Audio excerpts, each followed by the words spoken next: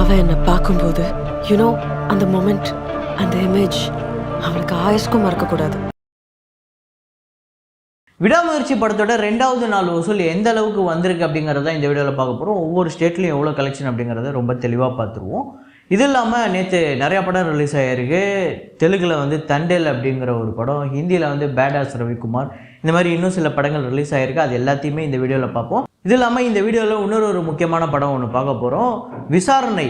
ஆக்சுவலாக ஒரு சின்ன பட்ஜெட், ரொம்ப சின்ன பட்ஜெட் படம். ஆனால் இந்த படம் பெரிய அளவில் பேசப்பட்டது, நிறையா விருதுகளை வாங்கி குவிச்சுது. வசூல் ரீதியாக இந்த படம் எப்படி பர்ஃபார்ம் பண்ணியிருக்கு அப்படிங்கிறதையும் நம்ம பார்க்கணும்ல, அதையும் பார்ப்போம். ஸோ வாங்க வீடியோக்குள்ளே போகலாம்.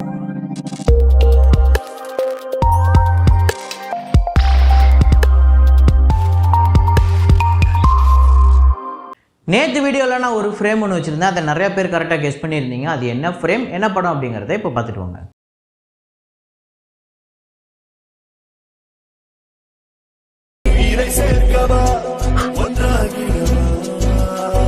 ஆமாங்க, நானி தான்.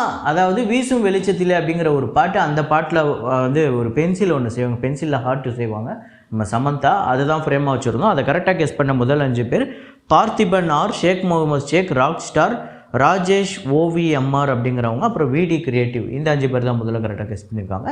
இன்றைக்கி ஒரு ஃப்ரேம் ஒன்று வச்சுருக்கேன். அது என்ன ஃப்ரேம், என்ன படம் அப்படிங்கிறத கெஸ் பண்ணுங்கள்.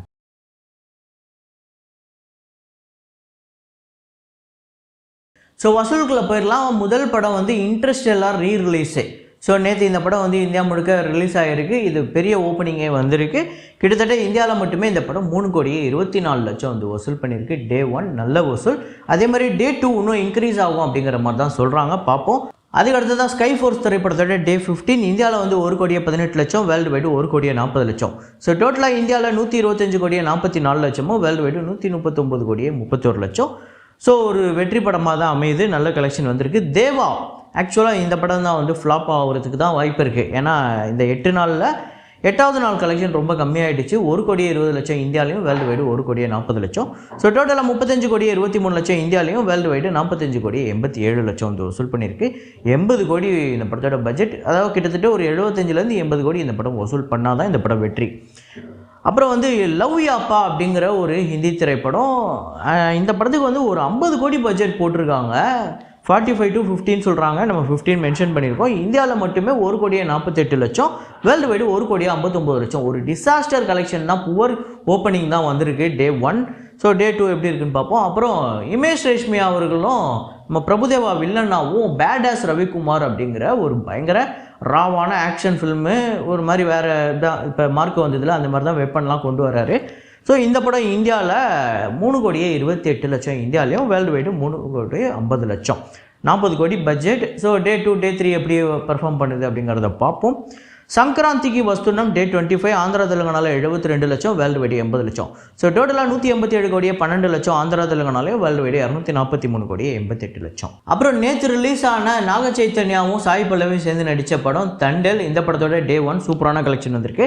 டே 1 ஆந்திரா தெலுங்கானாவில் 10 கோடியே 85,00,000, தமிழ்நாட்டில் 27,00,000, கர்நாடகாவில் 1 கோடி, கேரளாவில் 3,00,000, ரெஸ்ட் ஆஃப் இந்தியாவில் 13,00,000, ஓவர்சீஸில் 6 கோடியே 85,00,000, வேர்ல்டு வைடு 19 கோடியே 13,00,000 இந்த படம் வந்து வசூல் பண்ணியிருக்கு. டே 1 நல்ல கலெக்ஷன், 70 கோடி பட்ஜெட்டு.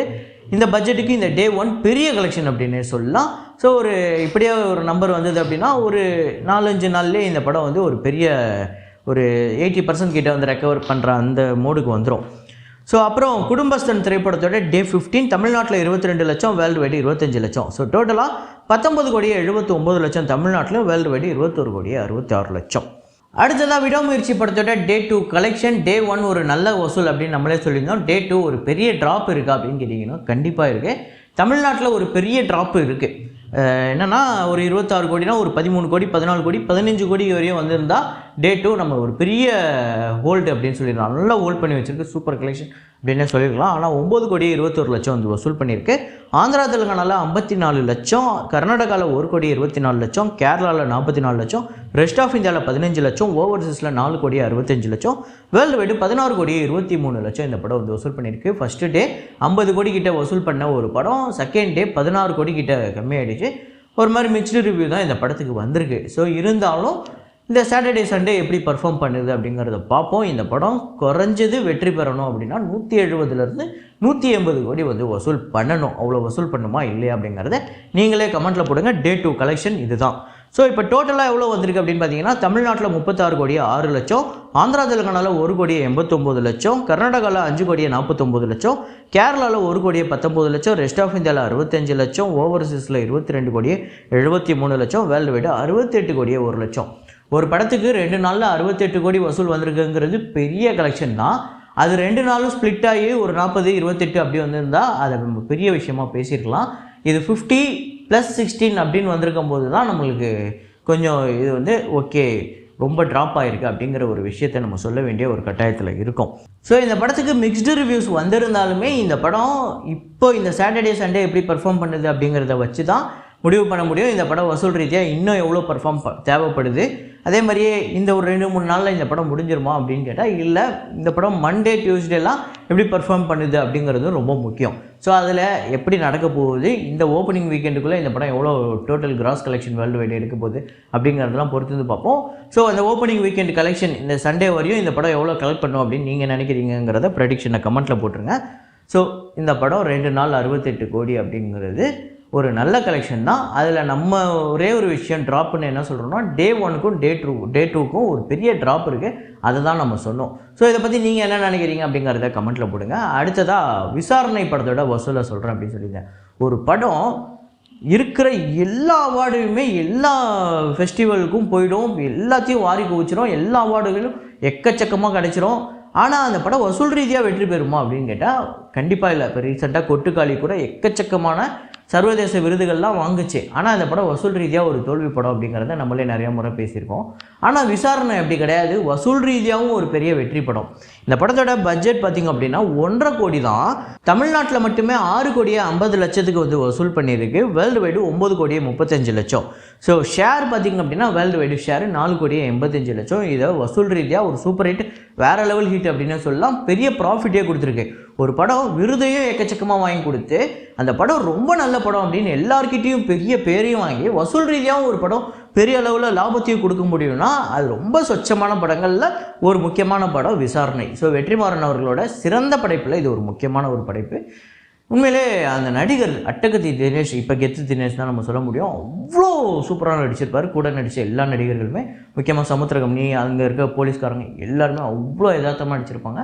ரொம்ப படம் பார்க்குற மாதிரியே இருக்காது, இன்னும் ஒரு ரியாலிட்டியாக ஒரு நேரில் ஒரு விஷயத்தை பார்த்த மாதிரியே இருக்கும். அதுதான் இந்த படத்தோட ரொம்ப அவ்வளோ யதார்த்தமான ஒரு சினிமா அது. ஸோ அப்புறம் இந்த படம் உங்கள் எத்தனை பேர் ஃபேவரட் அப்படிங்கிறத கமெண்ட்டில் போடுங்க. எத்தனை முறை பார்த்துட்டீங்க அப்படிங்கிறத கமெண்ட்டில் போடுங்க.